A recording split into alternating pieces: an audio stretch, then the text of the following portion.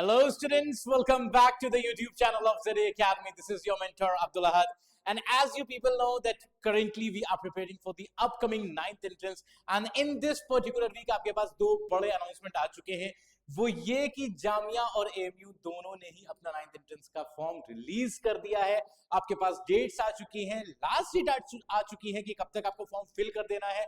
Test की date आ चुकी है और अगर टेस्ट की बात करें तो अप्रैल में आप लोगों का जो है वो एमयू में टेस्ट है बेटा.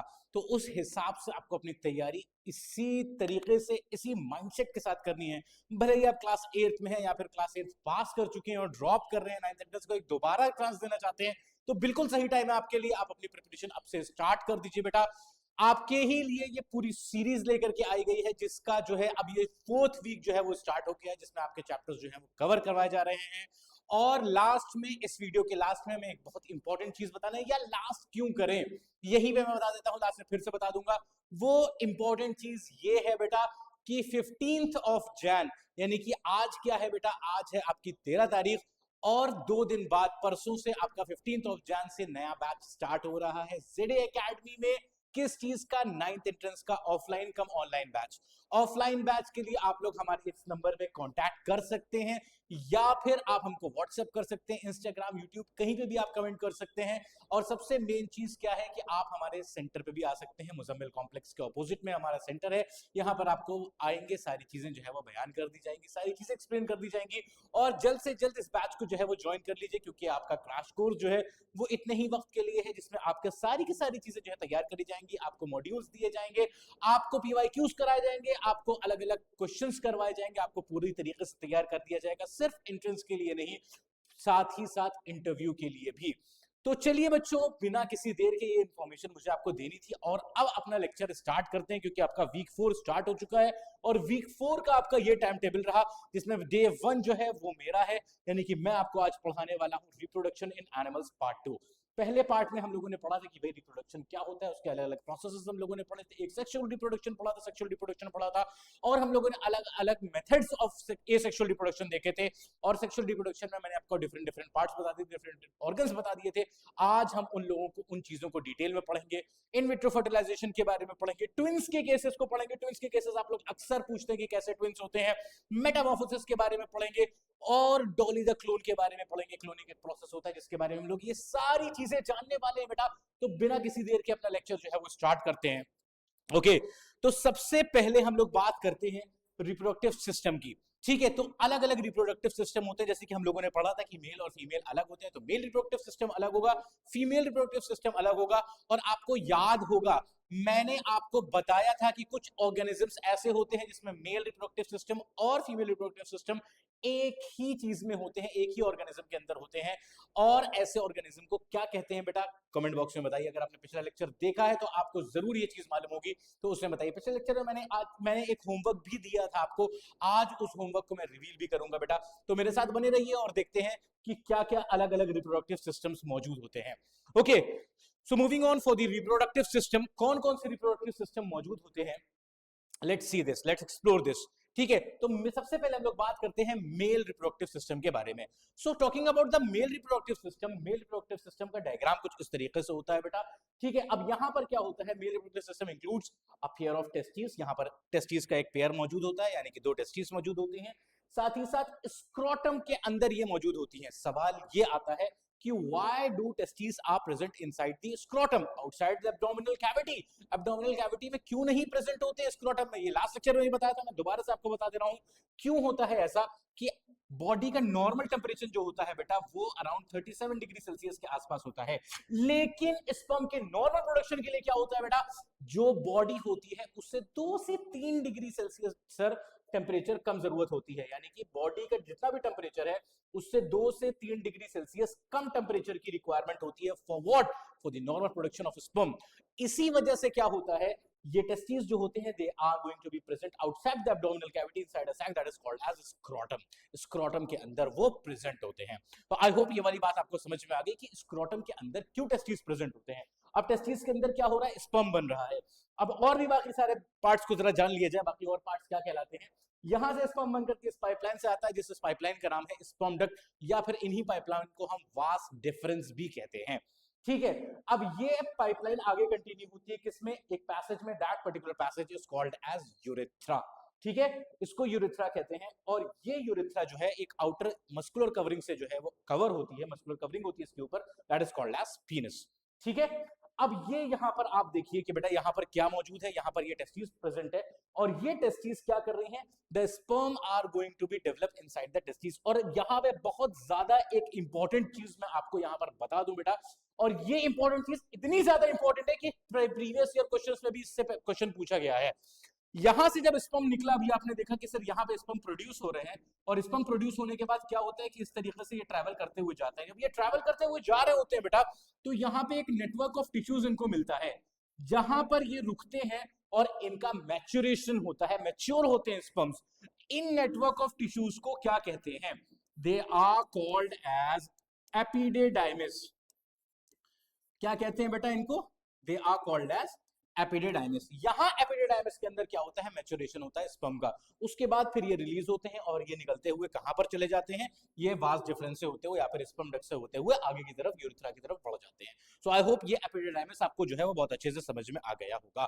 ठीक है, तो इस तरीके से देखिए ये स्पर्म डक्ट से होते हुए ये आपके स्पर्म जो है वो पास हो गए और पीनस के जरिए से यानी कि यूरेथ्रा के जरिए से जो है वो एक्सक्रीट आउट हो जाते हैं, यानी कि इजैकुलेट हो जाते हैं। अब सबसे इंपॉर्टेंट चीज क्या होती है, ये जो यूरेथ्रा है, यूरेथ्रा के बारे में एक बहुत ज्यादा इंपॉर्टेंट चीज है वो जान लेते हैं बेटा। वो क्या बात है कि यूरेथ्रा जो होता है, ये यूरेथ्रा जो है ये एक कॉमन पैसेज होता है। कॉमन पैसेज किसके लिए, यूरिन के लिए और सीमेन के लिए। सर अब ये सीमेन क्या आ गया, ठीक है, सवाल ये आता है कि सीमेन क्या आ गया, यानी कि जो यूरेथ्रा से पास आउट होता है at the time of sexual intercourse, that is the semen, खाली वो स्पर्म नहीं होता। सर तो ये स्पर्म और सीमेन के अंदर क्या डिफरेंस है, what is the difference between semen and sperm. तो सुनिए जरा सीमेन होता क्या है। सीमेन को मैं मैथमेटिकली अगर आपको समझाऊं फॉर्मूला लिख करके, तो sperms plus secretion of glands, secretion of glands, glands के कुछ सिक्रीशन होते हैं। अब ये ग्लैंड्स कहां से आए सर, अब देखिए आप बेटा, यहां से जब इस तरीके से स्पर्म डक्ट से निकल करके स्पर्म आ रहा होता है, यहां से जब स्पर्म आ रहा होता है तो रास्ते में इसको दो ग्लैंड्स मिलते हैं, जिन ग्लैंड्स का नाम होता है सेमिनल वेसिकल्स। कौन से ग्लैंड्स होते हैं बेटा, सेमिनल वेसिकल्स। ये सेमिनल वेसिकल्स क्या करते हैं, इसके अंदर कुछ अल्कलाइन फ्लूइड ऐड करते हैं, जो कि इसको न्यूट्रिशन प्रोवाइड करता है, उसको मोटिलिटी प्रोवाइड करता है। ठीक है, अब आगे जब बढ़ते हैं तो यहां पर भी एक ग्लैंड होता है जिसका नाम होता है पोस्ट्रेट ग्लैंड, पोस्ट्रेट ग्लैंड। तो ये दोनों ग्लैंड्स के सिक्रीशन भी स्पर्म्स के अंदर मिल जाते हैं और टोटल मिलकर के हमारा जो है वो सीमेन बनता है। एक सिंगल इजैकुलेशन में अराउंड 3 to 4 ml ऑफ सीमेन जो है वो रिलीज होता है, और इस 3 to 4 ml सीमेन में आप सुन करके हैरान होंगे बेटा, around 200 to 300 million sperms are present. यानी कि क्या बताया मैंने कि सीमेन क्या होता है, semen is the secretion of sperm plus secretion of glands plus sperms. Sperm और सिक्रीशन ऑफ ग्लैंड्स जो मिल करके क्या बनाते हैं बेटा, आपका सीमेन बनाते हैं। और एक सिंगल एजैकुलेशन में around 3 to 4 ml of semen is going to be release from the body, और उस 3 to 4 ml सीमेन में क्या होता है, अराउंड 200 to 300 मिलियन स्पर्म्स मौजूद होते हैं। तो ये बहुत ज्यादा इंपॉर्टेंट बात है बेटा, ये फैक्चुअल इंफॉर्मेशन है that you need to keep down. ठीक है ना, तो मैं स्टार बना दे रहा हूं बेटा, इसको आप नोट कर लीजिए, अपनी कॉपी पेन लेकर के इस चीज को बना लीजिए, डायग्राम के साथ इस चीज को बनाइए। तो सबसे इंपॉर्टेंट चीज आपको यूरेथ्रा के बारे में क्या पता चली, कि यूरेथ्रा क्या होता है, एक कॉमन पैसेज होता है किस चीज के लिए, यूरिन के लिए और सीमेन के इजैकुलेशन के लिए। यानी यूरिन का भी पैसेज जो होता है वो मेल के अंदर यूरेथ्रा से ही होता है, और सीमेन का भी इसी तरीके से यहां पर भी होता है। Okay, I hope this particular thing is clear to you people. ठीक है, लेकिन इंपॉर्टेंट चीज क्या है, but the two can not pass through it at the same time, at the same time they can not pass together. यानी कि सीमेन और urine दोनों का पैसेज जो है वो बात एक ही है, लेकिन दोनों एक साथ नहीं इस तरीके से काम कर सकते, नहीं आ सकते। ठीक है ना, दे कैन नॉट पास टुगेदर। अब जरा हम लोग बात करें किस चीज की बेटा, स्पर्म की अगर बात करी जाए, स्ट्रक्चर ऑफ स्पर्म की अगर बात करी जाए, तो क्या खास चीज होती है स्पर्म के बारे में। कह रहे हैं कि स्पर्म इज स्मॉलर, किससे smaller, as compare to the ovum. ठीक है ना, कंपेयर करेंगे किस चीज से, ओवम से, दूसरे यानी कि फीमेल एग से। ठीक है, sperm is smaller inside that ovum and can only be seen through microscope. Sir इतना ज्यादा, बिल्कुल बेटा इतना ज्यादा छोटा होता है स्पर्म। यानी कि कितना छोटा होता है कि उसको आप ऐसे नॉर्मल नेकेड आईज से नहीं देख सकते, you need a microscope in order to see the sperm. ठीक है, तो ये जो है वो स्पर्म के बारे में बताया कि इतना छोटा सा होता है। जरा इसके डायग्राम के बारे में देखा जाए, उसके पार्ट्स के बारे में देखा जाए, तो this is the diagram of a sperm. ठीक है, और स्पर्म के अंदर कितने पार्ट होते हैं सर? 3 पार्ट होते हैं स्पर्म के। यहाँ पे देखा आपने हेड है, हेड के बाद बेटा क्या आता है आपका, यहाँ पर ये मिडिल पीस होता है और ये लास्ट में टेल होती है। अब हेड की अगर बात करें बेटा, तो इसके अंदर आप देख सकते हैं कि सारी की सारी इंफॉर्मेशन जो होती है, यानी कि न्यूक्लियस है, इसी के अंदर सारी की सारी चीजें जो है वो अंदर फीड होती है। यानी कि जितनी भी जेनेटिक इंफॉर्मेशन है वो सारी की सारी कहाँ होती है? हेड के अंदर होती है। मिडिल पीस की अगर बात करें तो इसके अंदर क्या होता है बेटा? माइटोकॉन्ड्रिया प्रेजेंट होते हैं, बहुत ढेर सारे। सर माइटोकॉन्ड्रिया क्यों प्रेजेंट होते हैं बेटा? क्योंकि एनर्जी चाहिए होती है। किसको? टेल को एनर्जी चाहिए होती है। टेल मूवमेंट करती है, मूवमेंट के लिए एनर्जी चाहिए होती है। वो एनर्जी कहां से आती है? माइटोकॉन्ड्रिया के अंदर से आती है। यानी कि क्या होता है बेटा? जेनेटिक इंफॉर्मेशन यहां पर है, तो एज अ रिजल्ट होती क्या चीज है सर? तो सिर्फ और सिर्फ इतना पार्ट ही जो है, यानी कि हेड वाला पार्ट ही जो है वो ओवम के अंदर जाता है। इसकी जरूरत नहीं होती है, इसका काम सिर्फ मिडिल और टेल का पार्ट काम इतना होता है कि इसको वहां तक पहुंचा दे, ओवम के पास तक पहुंचा दे। सो आई होप ये वाली बात आपको समझ में आ गई होगी बेटा, क्लियर हो गई होगी कि कितना पार्ट जो है वो जाएगा। अब क्या होता है बेटा? आपने सुना कि सर 200 टू 300 मिलियन स्पर्म्स हैं, उसमें से क्या होता है बेटा? सिर्फ और सिर्फ एक स्पर्म फर्टिलाइज करता है। बाकी क्यों नहीं कर पाते हैं? क्योंकि ओवम की जो वॉल होती है बेटा इम्पेनेट्रेटेबल होती है, उसको कोई भी पेनेट्रेट नहीं कर सकता। सर तो ये कैसे करेगा? आइए देखते हैं ये कैसे करेगा, ये स्पर्म को कैसे पेनेट्रेट करेगा। यहां पर क्या होता है, इसके हेड के ऊपर, स्पर्म के हेड के ऊपर आप देख सकते हैं कुछ एंजाइम प्रेजेंट होते हैं। ये एंजाइम क्या करते हैं? ओवम की वॉल को डाइजेस्ट करते हैं, और वो जैसे ही एंटर करता है वो खट से दोबारा क्लोज हो जाती है बेटा। The main important thing is that कि उसका नाम क्या होता है बेटा? उसको कहते हैं हम एक्रोसोम। ये जो एंजाइम होता है जो कि ओवम की वॉल को डाइजेस्ट कर देता है, so that the head piece of the sperm can enter into the ovum, this is called as acrosome। तो ये भी बहुत इंपॉर्टेंट चीज है बेटा, इसको भी आप लिख लीजिए अपने पास। सो सी दिस, अब यहां पर ये स्पर्म है, ये ओवम है, हेड पार्ट सिर्फ इसका जो है जाता है, इसके अंदर पेनिट्रेट करता है, और ये बाकी का पार्ट जो है बेटा वो जनरेट कर जाता है। ओके, सो आई होप ये वाली बात आपको समझ में आ गई होगी। ठीक है, तो मेल रिप्रोडक्टिव के बारे में पढ़ लिया, मेल रिप्रोडक्टिव सिस्टम के बारे में पढ़ लिया, उसके पार्ट्स के बारे में पढ़ लिया, स्पर्म के बारे में पढ़ लिया। अब आइए हम लोग आगे चलते हैं, फीमेल रिप्रोडक्टिव सिस्टम की बात करते हैं हम लोग। तो this is the diagram of female reproductive system. ठीक है, इसके अंदर क्या होता है बेटा? A pair of ovary present होते हैं। ठीक है, ओवरी का काम क्या होता है सर? ये प्रोड्यूस करता है किस चीज को? एग को, यानी कि फीमेल गैमीट को। There is an opening that is called as vagina, और यहां पर जो ओपनिंग होती है that is called as cervix.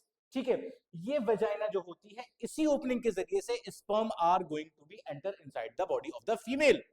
अब यहां पर एक इस तरीके से आप देख रहे हैं क्या बना है सर? एक पाइपलाइन यहां पर भी बनी है।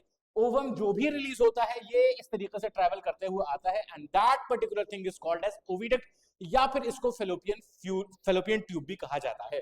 ठीक है, अब ये क्या होता है? Sperm is going to travel all the way from vagina to uterus, और यहां तक पहुंचता है कहां तक? ओविडक्ट तक। और ओविडक्ट में ही जो है क्या होता है बेटा? फर्टिलाइजेशन होता है। ये बहुत ज्यादा इंपॉर्टेंट चीज है, बहुत ज्यादा इंपॉर्टेंट क्वेश्चन है। इस चीज को बेटा आप मार्क कर लीजिए, स्टार स्टार जो बनाना है बना लीजिए, इसको हिफ्ज कर लीजिए, क्योंकि ये क्वेश्चन बहुत बार पूछा गया है। क्या साइट ऑफ फर्टिलाइजेशन होता है? फर्टिलाइजेशन किस जगह होता है? ये 50 बार आपसे पूछा गया है। तो ये चीज आपको बहुत अच्छे से याद होना चाहिए कि सर ओविडक्ट में, या फिर इसका एक और नाम होता है, जैसे इसको कहते हैं फेलोपियन ट्यूब। तो फेलोपियन ट्यूब या फिर ओविडक्ट के अंदर क्या होता है बेटा? इसी के अंदर फर्टिलाइजेशन होता है, यानी कि स्पर्म को रीच करना होता है पूरा यहां तक। ठीक है, अगर स्पर्म यहां तक रीच नहीं कर पाता है तो क्या होता है? फर्टिलाइजेशन नहीं हो पाता है। ठीक है, एज अ रिजल्ट क्या होता है? मेंस्ट्रुएशन होता है, जो कि हम लोग नेक्स्ट चैप्टर में पढ़ेंगे। ठीक है, तो साइट ऑफ फर्टिलाइजेशन क्या हो गया बेटा? साइट ऑफ फर्टिलाइजेशन ओविडक्ट हो गया, यहां तक स्पर्म पहुंच करके आया और उसने जो है आकर के ओवम को फर्टिलाइज किया, and as a result of fertilisation क्या होता है बेटा? जाइगोट बन करके तैयार हो जाता है। अब ये जाइगोट इस तरीके से ट्रैवल करते हुए इस वॉर्म में आता है, एंड दिस पर्टिकुलर वॉर्म इज कॉल्ड एज यूट्रस, और यहीं पे पूरा जो है वो डेवलप होता है। इसी के अंदर जो है वो पूरा उसका डेवलपमेंट का सारा प्रोसेस जो है वो चलता है यहाँ पर, और यहाँ पर ये फीटस में कन्वर्ट होता है। ये सारी की सारी चीजें यहीं पर होती है, and that particular thing leads to pregnancy. कह रहे हैं ओवरीज का सिर्फ यही काम नहीं होता है सर कि ओवम को प्रोड्यूस करे, जिस तरीके से टेस्टिस का सिर्फ इतना काम नहीं था कि वो स्पर्म को प्रोड्यूस करे। टेस्टिस का एक और काम था, वो क्या कर रही थी? वो भी हार्मोन्स प्रोड्यूस कर रही थी, जो कि मेल हार्मोन है। मेल हार्मोन का नाम होता है testosterone, whereas female hormone are called as estrogen and progesterone। तो ये क्या करता है, ये ओवम के प्रोडक्शन के साथ साथ हार्मोन्स को भी प्रोड्यूस करता है। और कौन कौन से हार्मोन्स होते हैं, एस्ट्रोजन एंड प्रोजेस्टेरोन बेटा। तो ये बहुत ज्यादा इंपॉर्टेंट चीज है, इस चीज को भी आप नोट कर लीजिए बेटा। ओके, तो इसके बाद क्या होता है, यानी कि एस्ट्रोजन जो है वो सेकेंडरी सेक्सुअल कैरेक्टर्स के लिए रिस्पॉन्सिबल होता है। नेक्स्ट चैप्टर हम लोग पढ़ेंगे कि कौन सा हार्मोन किस चीज के लिए रिस्पॉन्सिबल होता है। और प्रोजेस्टेरोन जो होता है that is responsible for the maintenance of pregnancy. ठीक है, ये सारी चीजें आपके इसमें होती हैं। ठीक है, ये बहुत ज्यादा इंपॉर्टेंट चीज थी बेटा। अब हम लोग एक और मेन टॉपिक के बारे में बात करते हैं, that is called as IVF. IVF stands for in vitro fertilisation. अब इसमें इन विट्रो फर्टिलाइजेशन में करा क्या जाता है, कह रहे हैं कि it is a process by which ओवा आर फर्टिलाइज, यानी कि ओवम को लिया जाता है, उसको फर्टिलाइज किया जाता है। फीमेल की ओवरी से ओवम को लिया और उसको फर्टिलाइज किया। कैसे फर्टिलाइज किया सर, स्पर्म को लिया मेल से और उसको भी फर्टिलाइज किया। ये देख रहे हैं आप, इस तरीके से डिश के अंदर लेकर के फर्टिलाइज करा जा रहा है। अब यहां पर क्या होता है, ये ओवम है, उसके ऊपर स्पर्म को जो है वो इस तरीके से स्प्रिंकल कर दिया गया। अब ओवम जो है वो उसको फर्टिलाइज, स्पर्म जो है वो ओवम को फर्टिलाइज करेगा, and as a result of fertilisation वही सिंपल सी चीज होगी, it is going to convert into a zygote. अब ये प्रोसेस जो होता है, ये हम लोगों ने अभी पढ़ा था, internal fertilisation and internal development. Fertilisation क्या करा गया, फर्टिलाइजेशन आउटसाइड द बॉडी किया गया, यानी कि ओवम को लिया गया, स्पर्म को लिया गया और इनसाइड ए टेस्ट ट्यूब उस चीज को जो है वो डेवलप किया गया, यानी कि जाइगोट को डेवलप किया। अब ये क्या करा जाता है, ये डेवलप्ड जाइगोट जो है वो लिया जाता है, उसको थोड़ा और प्रोसेस होता है और इसको प्लेस कर दिया जाता है inside the uterus of a female. ठीक है, यानी कि फर्टिलाइजेशन सर बाहर किया गया, उसके बाद उस जाइगोट को प्लेस कर दिया गया किस चीज के अंदर, यूट्रस के अंदर प्लेस कर दिया गया। अब एज अ रिजल्ट क्या होता है, ये नॉर्मल प्रेगनेंसी कंसीव करती है मदर जो होती है, और एज अ रिजल्ट एक वक्त के बाद, यानी कि जेस्टेशन पीरियड को पूरा करने के बाद, 9 मंथ्स के पीरियड को पूरा करने के बाद एक न्यू वन की जो है वो बर्थ होती है। और सबसे इंपॉर्टेंट चीज इसमें ये क्या है बेटा, कि जो सबसे पहली टेस्ट ट्यूब बेबी थी उनका नाम क्या था, her name was Louise Brown, she was born in 1978। ये सबसे ज्यादा इंपॉर्टेंट चीज है बेटा।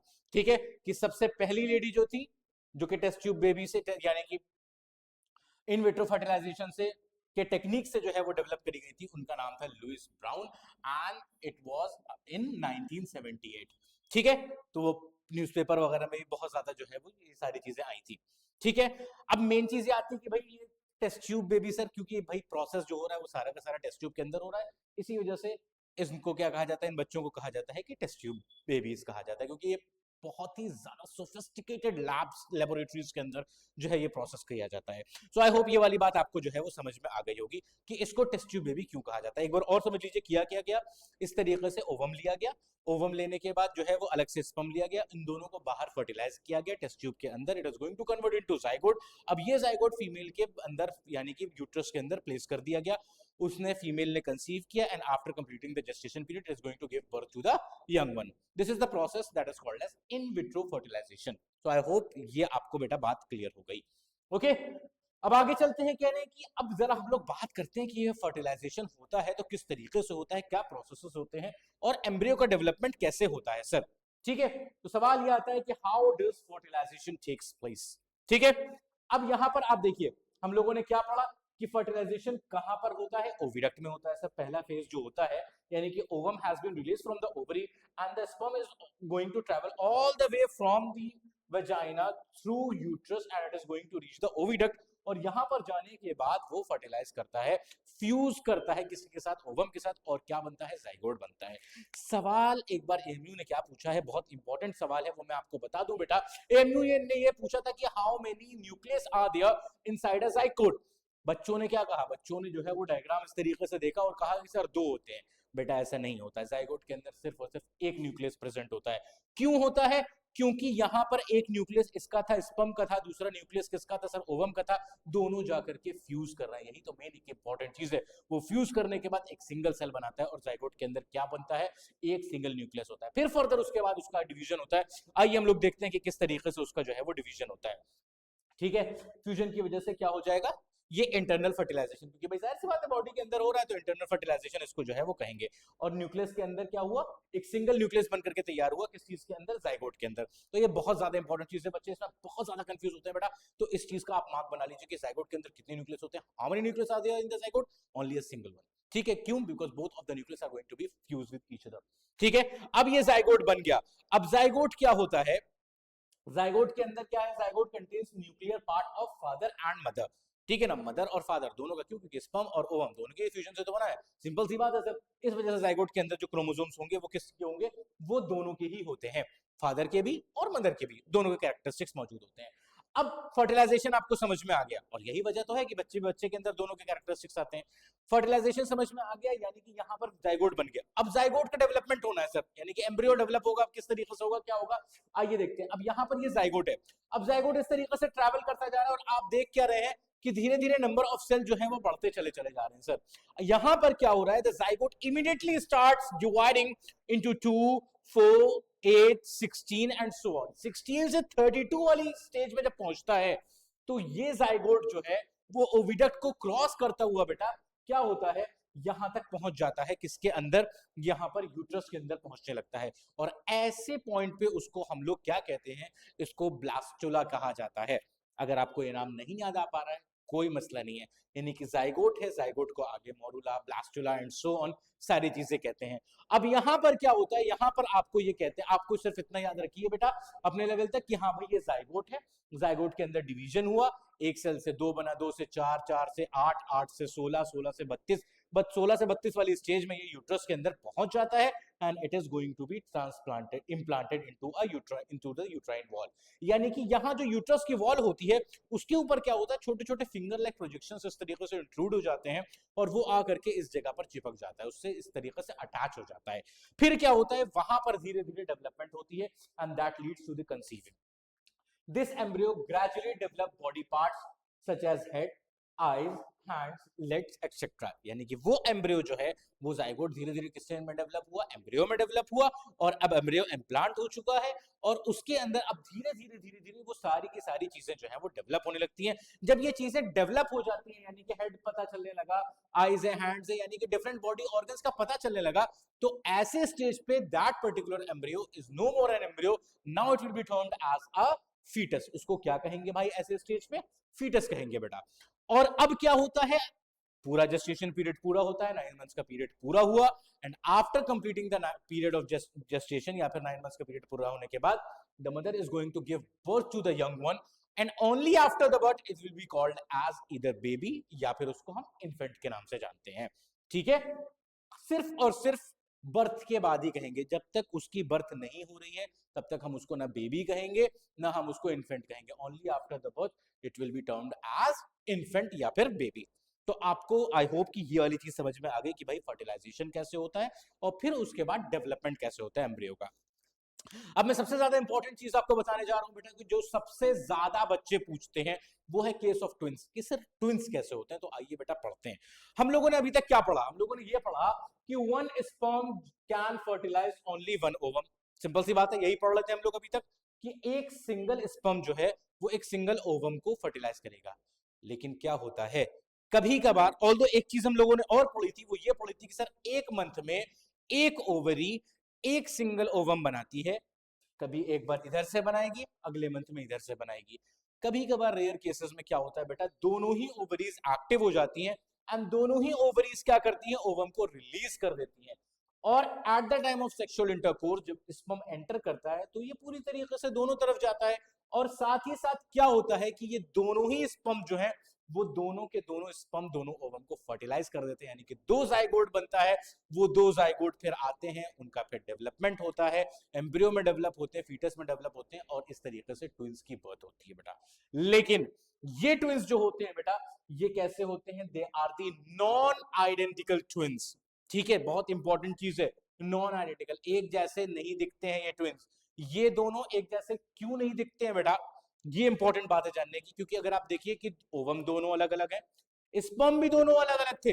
जब दोनों अलग अलग है बेटा तो क्या हो जाएगा, उसके अंदर कैरेक्टरिस्टिक्स भी दोनों के अंदर अलग अलग ही होंगी ना। इसी वजह से क्या होता है, ये दोनों अलग अलग होते हैं, और ये दोनों ब्रदर्स हो सकते हैं, ये दोनों ही सिस्टर्स हो सकते हैं, या फिर ये एक ब्रदर एक सिस्टर भी हो सकते हैं। ठीक है ना, as you can see here, या तो ये दोनों भाई होते, या दोनों बहनें हो सकती थी, या फिर एक बहन और एक भाई। इस तरीके से होता है नॉन आइडेंटिकल ट्विंस में। अब दूसरे एक और ट्विंस होते हैं जिनको हम कहते हैं कि आइडेंटिकल ट्विंस। ठीक है, आइए उनका केस भी पढ़ते हैं। अब वही चीज हम लोगों को याद है कि भाई एक स्पर्म जो है वो एक ओवम को फर्टिलाइज करेगा, यानी कि यहाँ पर क्या हुआ कि ovum is going to be released and sperm is going to be enter all the way from uterus to the oviduct. अब वहां पर जाकर के उसने फर्टिलाइज किया and as a result of fertilisation हम लोगों ने वही पढ़ा है सर, जाइगोट बन करके तैयार हो गया। अब ये जो जाइगोट होता है, अब इस जाइगोट के अंदर एक ही स्पर्म और एक ही ओवम का काम हो रहा है। तो अब जरा इस जाइगोट को देखिए, कभी कभार रेयर केसेस में ये जाइगोट के अंदर क्या होता है, ये zygote, this particular zygote is going to be splitted into two parts after its formation, यानी कि एक लाइन होती है इस तरीके से, that particular line is called as cleavage. ये क्लीवेज के क्रॉस जो है वो दो पार्ट्स में डिवाइड हो जाता है, दो पार्ट में टूट जाता है। और यहां पर क्या होता है, जब एज अ रिजल्ट जब दो जाइगोट आपके पास हो गए तो दो बार एम्ब्रियो बनता है, दो फीटस बनते हैं और दो इन्फेंट की बर्थ होती है। And these two infant can both be either brothers, या फिर दोनों ही क्या होंगे, सिस्टर्स होंगे। एक भाई एक बहन नहीं हो सकती, क्यों? क्योंकि सारी चीजें सेम है, एक ही स्पर्म है, एक ही ओवम है, कुछ भी चेंज नहीं है सर। यहां पर जो बर्थ हो रही है, कैसी बर्थ हो रही है, आइडेंटिकल ट्विंस की बर्थ हो रही है, ठीक है। इसीलिए हर एक चीज जो होती है इनकी सेम होती है, क्यों? क्योंकि जेनेटिक्स जो है इनका सेम है, एक ही स्पर्म था, एक ही ओवम था, सारे कैरेक्टरिस्टिक सेम है, that's why they are the identical twins. तो आई होप ये वाली बात आपको समझ में आ गई कि हाँ भाई क्या मसला होता है, किस तरीके से जो है वो डेवलप होते हैं ट्विंस, ठीक है ना। नॉन आइडेंटिकल का भी केस बता दिया मैंने आपको और आइडेंटिकल ट्विंस का भी केस बता दिया। तो आई होप ये वाली सारी चीजें आपको बेटा जो है वो समझ में आ रही है, क्योंकि बहुत ज्यादा इंपॉर्टेंट चीजें हैं। ओके, अब हम लोग आगे एक टॉपिक पढ़ेंगे बेटा, किस चीज के बारे में, एग्स के बारे में, हेन के बारे में। हेन जो एग देती है उसका डेवलपमेंट कैसे होता है, ठीक है। जरा अच्छे से देखा जाए कि हेन के बारे में हम लोगों ने पढ़ा था, एक आपको एक चीज याद होगी कि हेन को हम लोगों ने सेकंड केस में पढ़ा था, रिप्रोडक्टिव पैटर्न जब हम लोग पढ़ रहे थे, हम लोगों ने ये पढ़ा था कि इनके अंदर फर्टिलाइजेशन तो सर इंटरनल होता है, लेकिन डेवलपमेंट जो है वो बाहर होता है। तो ये चीज ध्यान में रखिएगा अपने। तो जैसा कि हम लोगों ने पढ़ा था कि भाई फर्टिलाइजेशन कैसा है, इंटरनल है, तो इसमें क्या होगा, sperm are going to be transferred into the body of the female। वहां पर क्या हुआ, फर्टिलाइजेशन हुआ। लेकिन ह्यूमंस के अंदर क्या होता है, डेवलपमेंट अंदर होता है, इंटरनल होता है, लेकिन इनके अंदर नहीं होता है। इनके अंदर क्या होता है कि दे आर गोइंग टू ले द एग, और एग का डेवलपमेंट बाद में होता है। तो अब डेवलपमेंट कैसे होता है, ये वाली चीज भी जानना बहुत ज्यादा इंपॉर्टेंट है। तो आइए बेटा देखते हैं। अब यहां पर क्या हुआ, इस तरीके से ओवम जो है वो रिलीज हुआ, and in the oviduct ovum जो है वो फर्टिलाइज हुआ, and as a result of that zygote is going to be form. अब जाइगोट जब इस तरीके से पास होता चला चला जाता है बेटा, तो क्या होता है, डिवाइड भी हो रहा है और उसके अंदर और भी चेंजेस आते हैं। ये देखिए, आप इस तरीके से ट्रैवल कर रहा है, तो यहां पर क्या बता रहे हैं कि the egg shell is one of the protective layer and it is deposited around the egg in the lower part of the oviduct just before it is laid. यानी कि इसके अंदर स्टोर्ड फूड भी आता है, कुछ सिक्रीशंस भी आते हैं जो हम लोगों ने लास्ट लेक्चर में पढ़ा था। और जैसे ही बिल्कुल ये जो है वो एग ले होने वाला रहता है, उससे पहले एक प्रोटेक्टिव कवरिंग आ गई थी, जिसको हम लोगों ने जो है कहा था एग शेल, जिसको हम लोग कहते थे, ठीक है ना। You can see here. अब जो हमने क्वेश्चन पिछले लेक्चर में बेटा पूछा था, वो ये पूछा था कि आप ये बताइए कि एगशेल जो होता है वो किस चीज का बना होता है। तो यहाँ पर मैंने उसको आंसर भी आपको बता दिया कि एगशेल जो होता है किस चीज का बना होता है बेटा, एक आइटम है that is called as calcite. बहुत ज्यादा इंपॉर्टेंट है बेटा, नोट कर लीजिए।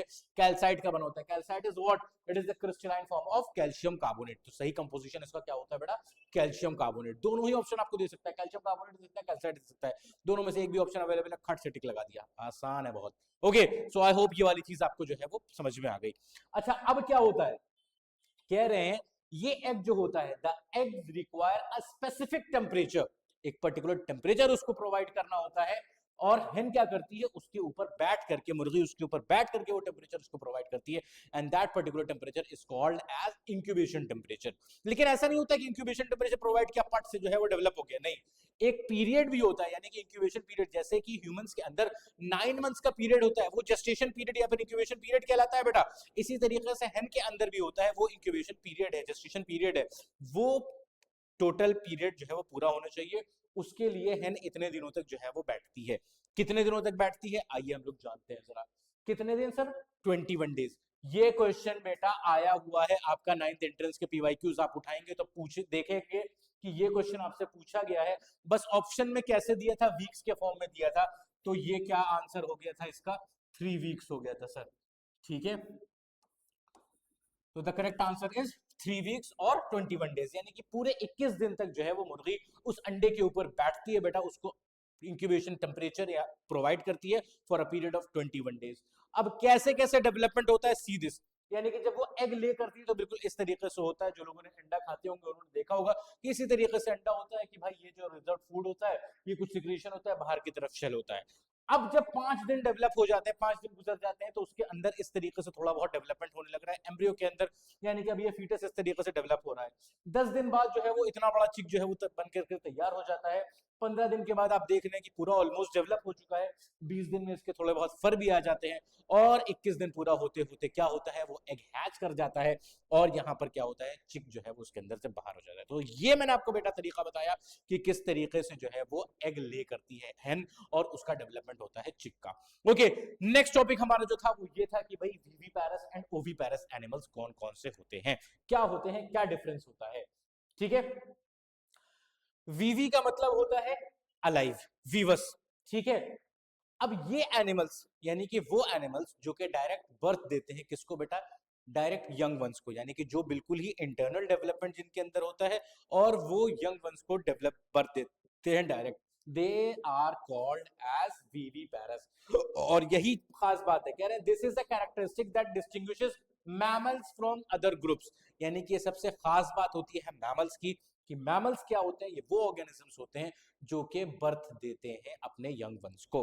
ठीक है ना, इसी बात से इनको कैरेक्टराइज किया जाता है। दूसरे जो होते हैं बेटा ओविपेरस, ओवा का मतलब होता है एग, यानी कि ये वो एनिमल्स होते हैं जो कि एग ले करते हैं। फॉर एग्जाम्पल आप देख सकते हैं कि एम्फीबियंस हैं, रेप्टाइल्स हैं, बर्ड्स हैं, इंसेक्ट्स हैं, ये जितने भी एग्स देते हैं, एग ले करते हैं, अंडा देते हैं, इनको ओविपेरस बोला जाता है। ये बहुत ज्यादा इंपॉर्टेंट है बेटा, क्वेश्चन दिया है, कई बार दिया है कि which among the following is viviparous, या फिर इस तरीके से दे देता है which among the following is oviparous. 4 option दिए, उसमें से एक जो है ओविपेरस देगा, एक विविपेरस दे देगा, 3 ओविपेरस देगा, एक विविपेरस, आपको बताना रहेगा इस तरीके से। बात समझ में आ रही? तो बहुत सिंपल सी चीजें हैं, तो आपको एग्जांपल्स इसके ही पता होने चाहिए, याद होने चाहिए। सो आई होप ये वाली चीज भी आपको जो है वो खत्म अरे समझ में आ गई है। ऑलमोस्ट हम लोग लास्ट में एकदम एंड पे अपने लेक्चर के।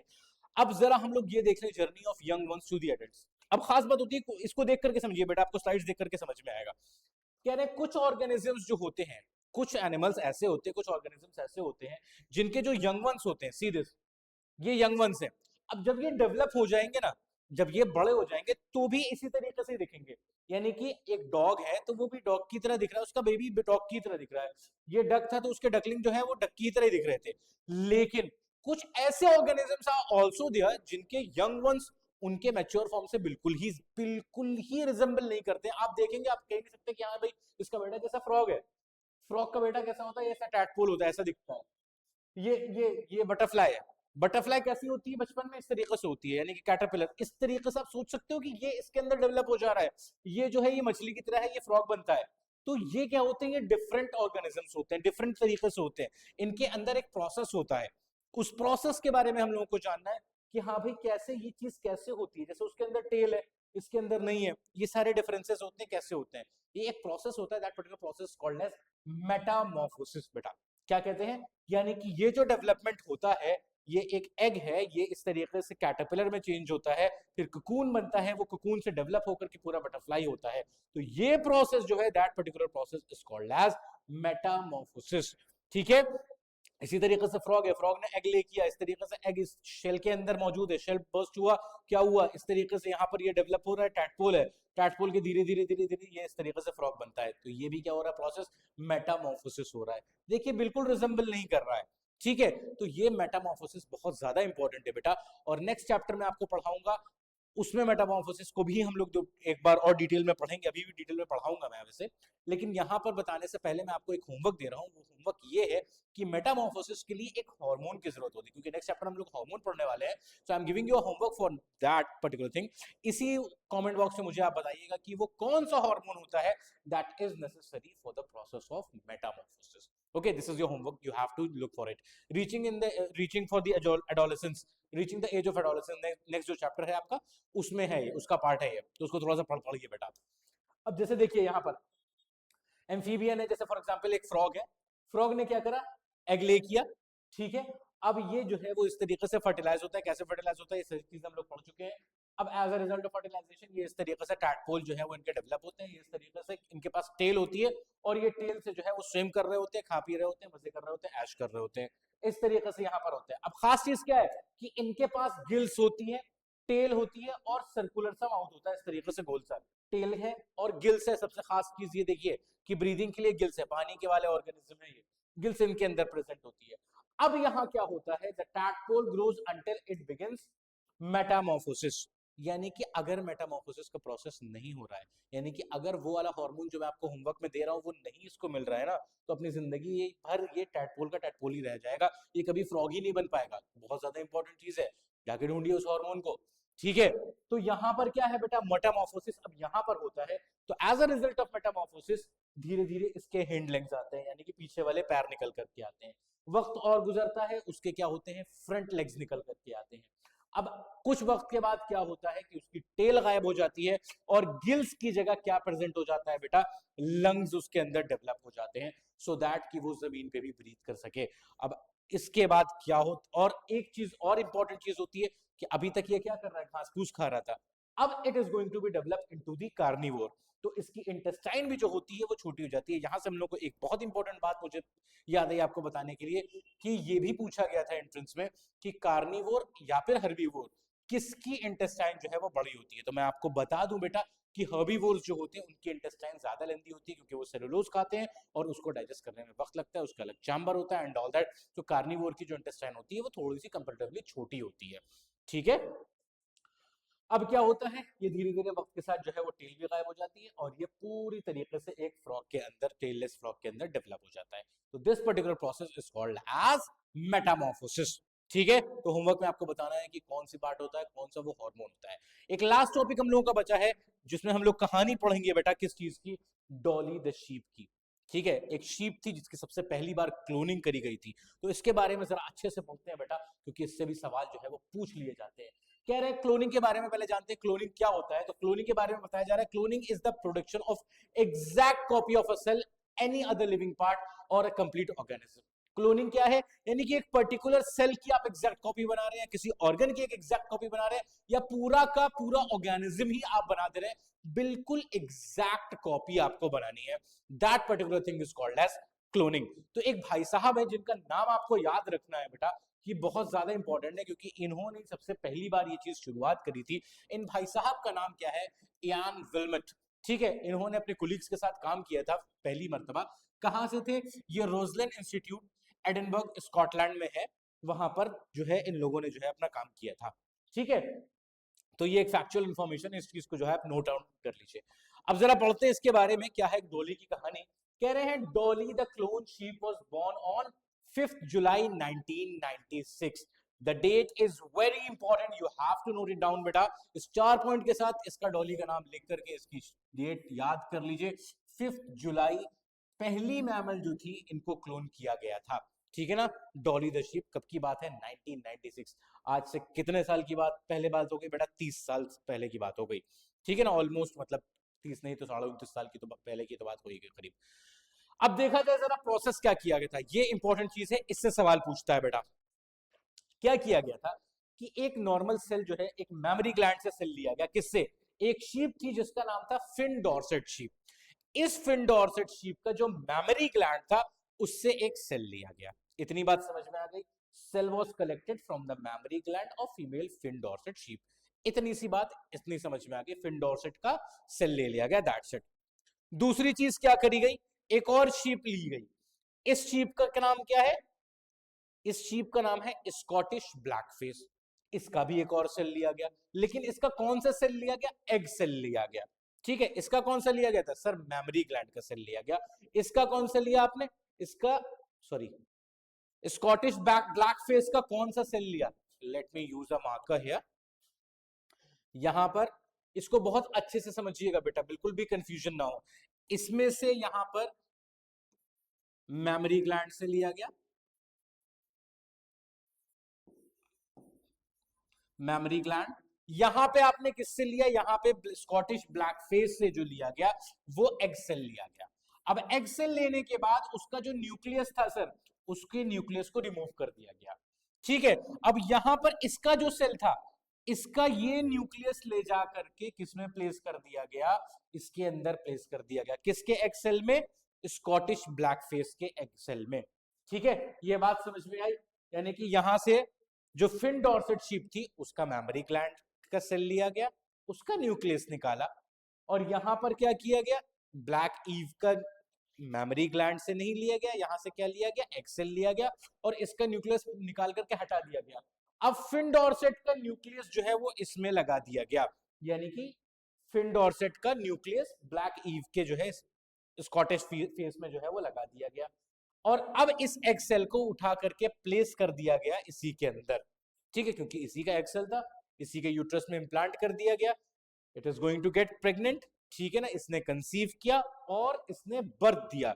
जब बर्थ दिया, ठीक है, see this, the eggs this produce was implanted in Scottish blackface ewe, Scottish blackface के अंदर जो है वो एग को इम्प्लांट कर दिया गया।